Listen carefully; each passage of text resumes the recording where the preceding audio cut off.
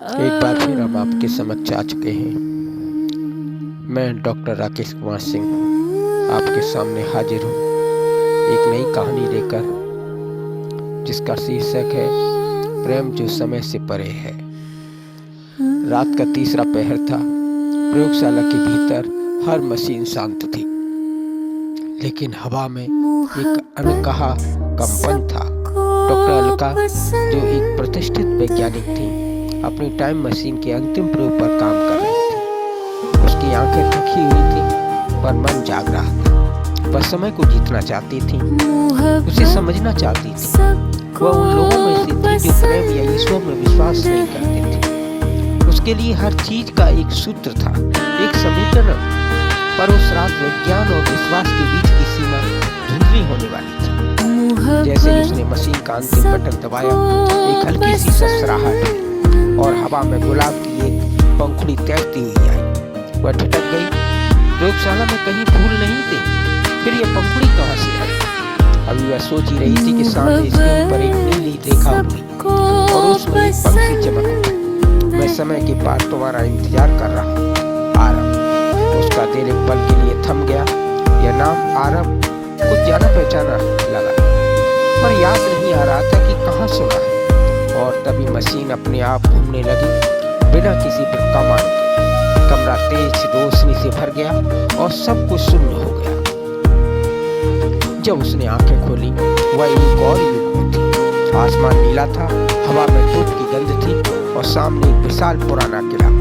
दीवारों पर मिट्टी के दीपक जल रहे थे और कहीं दूर से आती हुई बांसुरी की एक धुन, धीमी पर इतनी गहरी कि जैसे वह धड़कन से भी जुड़ जाए। वह ध्वनि की दिशा में बढ़ी। वहाँ एक युवक बैठा था, साधारण वस्त्रों में, पर उसकी आंखों में एक अजीब सी शांति थी। वह मुस्कुराया और बोला, तुम आखिर आ ही गई। अलका ठिठक गई। तुम मुझे जानते हो? उसने कहा। जानता नहीं, पहचानता हूँ। हर जन्म में तुम मुझे ढूंढने आती हो और हर बार मैं तुम्हें फिर से प्रेम करना सिखाता हूँ। उसका नाम था आरव, एक राजगुरु का पुत्र जो संगीत का साधक था। वह जिस बांसुरी को बजा रहा था, उसकी धुन में कोई साधारण राग नहीं था। वह जैसे स्मृतियों का संगीत था। अलका के हाथ में अब भी वही गुलाब की पंखुड़ी थी। आरव ने उसे देखा और कहा, यह वही फूल है जो मैंने तुम्हें पिछले जन्म में दिया था, जब तुमने कहा था कि विज्ञान सब जानता है और मैंने कहा था प्रेम को जाना नहीं जाता, केवल महसूस किया जाता है। अलका के भीतर कुछ टूटने लगा।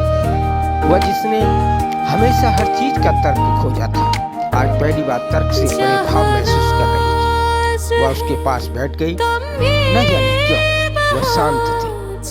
दो आत्माएं एक दूसरे के भीतर उतर रही थी। दिन बीतने लगे। किला, दीपक और बांसुरी सब अब उसके जीवन का हिस्सा बन गई थी। वह समझने लगी थी कि शायद यह वही जन्म है जिसकी प्रतीक्षा उसकी आत्मा ने सदियों से की थी, पर नियति को कुछ और ही मंजूर। दरबार में आरव पर विद्रोह का आरोप लगाया।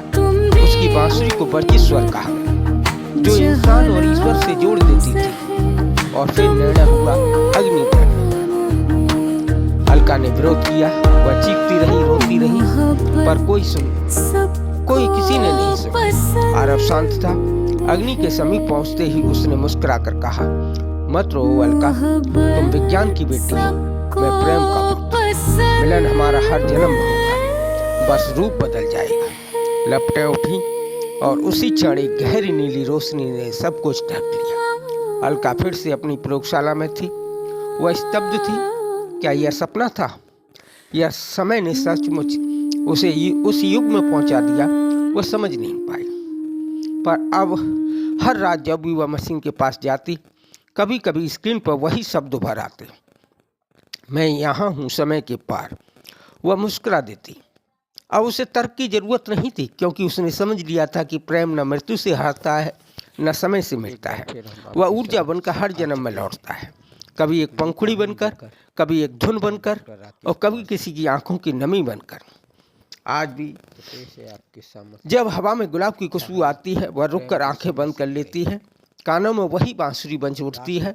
आरव की आवाज धीमे से फुसफुसाती है, प्रेम को समझना नहीं, बस जीना होता है। और उस क्षण विज्ञान और आत्मा का संगम हो जाता है। समय ठहर जाता है और प्रेम फिर से उसी तरह बहने लगता है, समय से परे। आपको हमारी कहानी कैसी लगी? आप लोग कमेंट्स करके हम अवश्य बताएं। मैं डॉक्टर राकेश कुमार सिंह, धन्यवाद।